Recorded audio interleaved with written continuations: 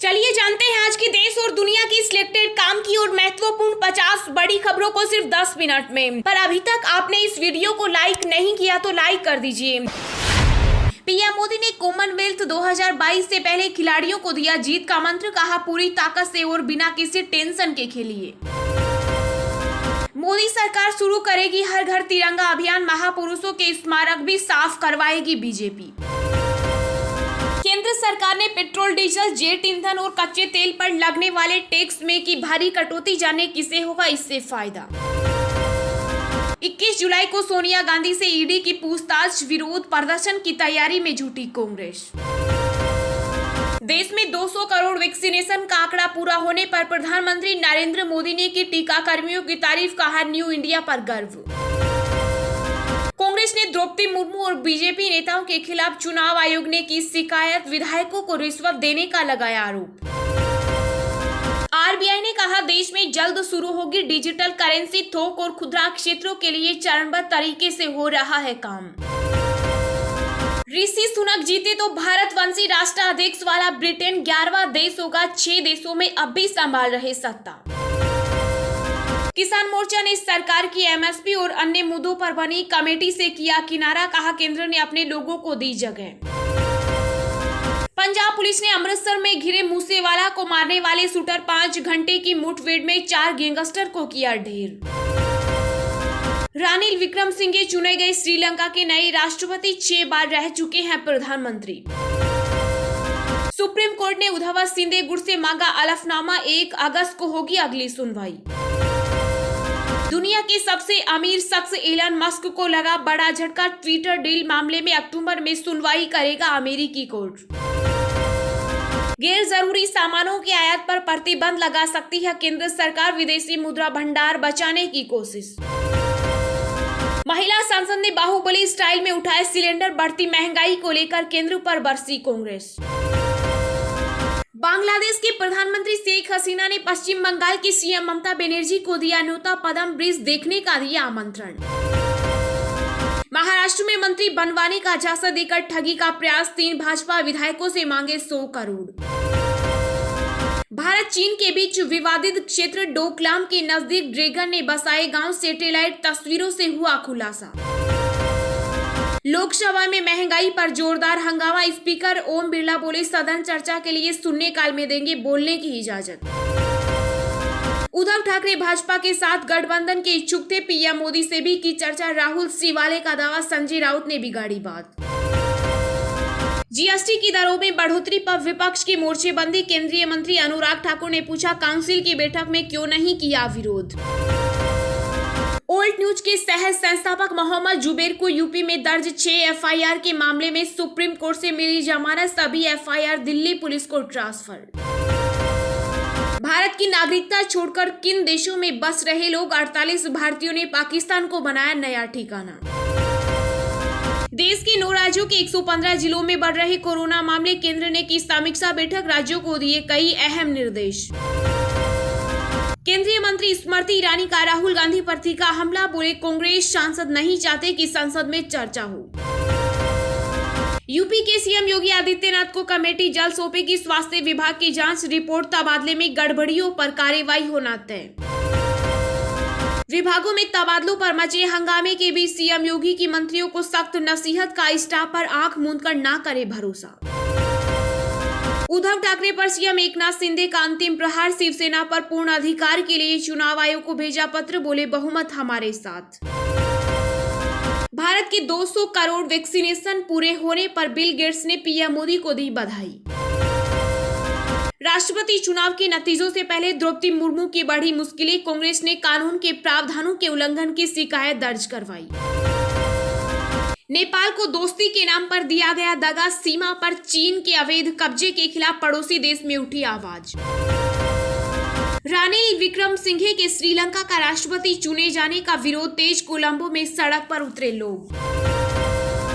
लोकसभा अध्यक्ष ओम बिरला ने सिंधे गुट की मांग को किया स्वीकार, सदन में अब राहुल सिवाले होंगे शिवसेना के नेता। पश्चिम बंगाल के पूर्व राज्यपाल जगदीप धनखड़ ने मुख्यमंत्री ममता बनर्जी को किया फोन, कहा आप मेरा समर्थन करिए। भारतीय उच्चायोग ने श्रीलंका में नागरिकों के लिए जारी की एडवाइजरी, जागरूक रहने का किया आग्रह।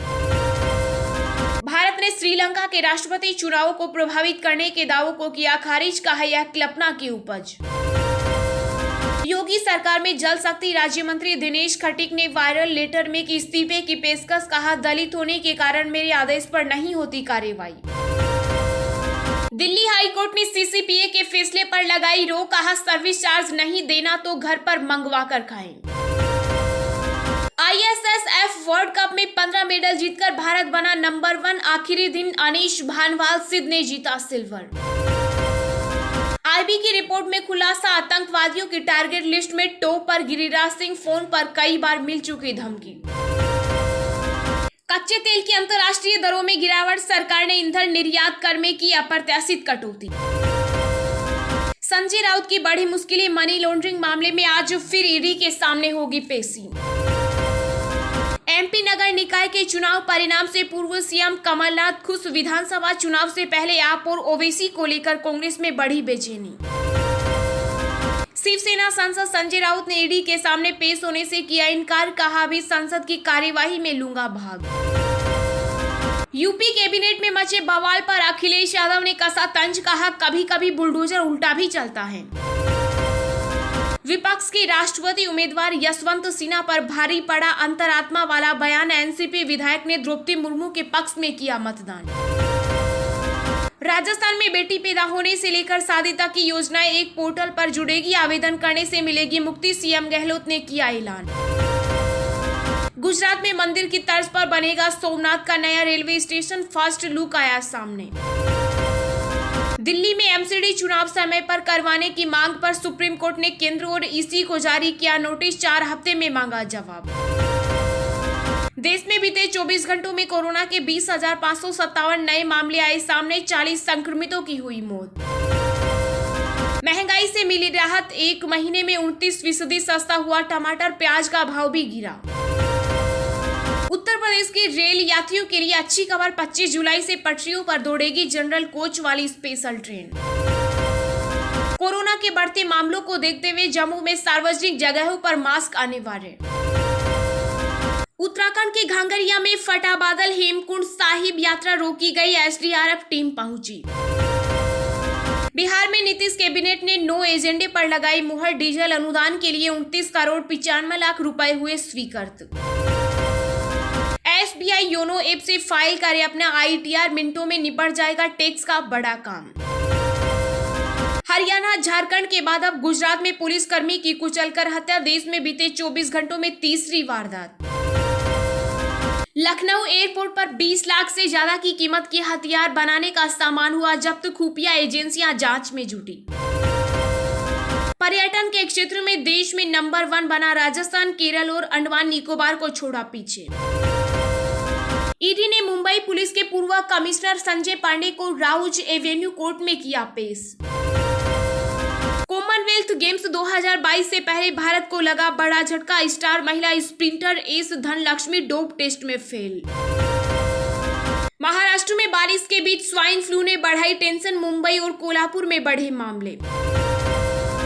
नेटफ्लिक्स को लगा बड़ा झटका, दूसरी तिमाही में 9 लाख से ज्यादा ग्राहकों ने छोड़ दिया प्लेटफॉर्म।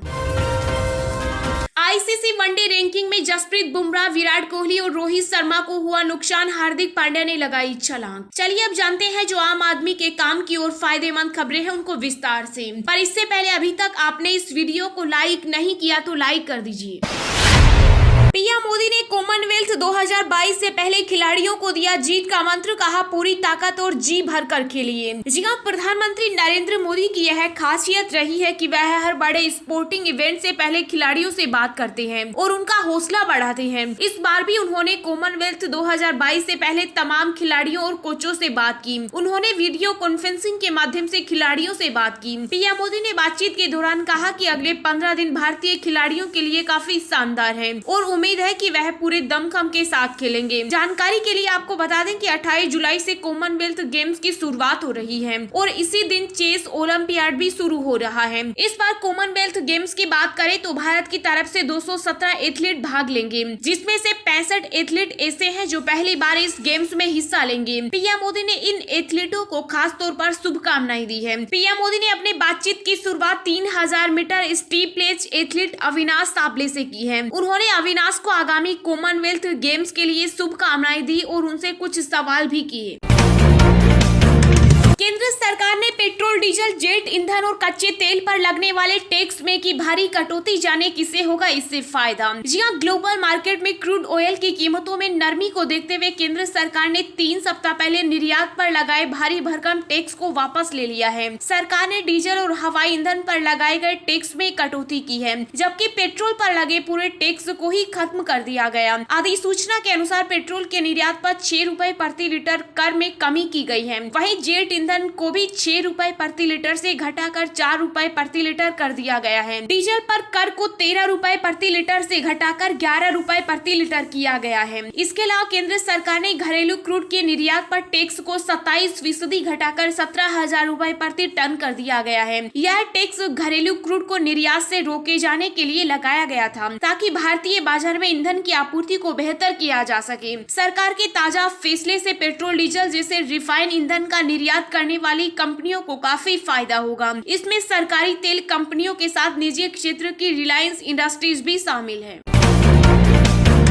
देश के 9 राज्यों के 115 जिलों में बढ़ रहे कोरोना मामले, केंद्र ने की समीक्षा बैठक, राज्यों को दिए कई अहम निर्देश। जी हां, देश के कई राज्यों में कोरोना के बढ़ते मामलों और पॉजिटिविटी दर ने चिंता बढ़ा दी है। इसे देखते हुए केंद्र ने इसकी समीक्षा की है। इसमें 9 राज्यों के 115 जिलों पर विशेष रूप से चर्चा की गई है, जहाँ कोरोना के मामलों में ज्यादा वृद्धि देखी जा रही है। समीक्षा के दौरान पाया गया है कि देश में कोरोना के लिए टेस्टिंग में कमी आई है। लोग अब पहले की तुलना में टेस्ट कराने से कतरते हैं।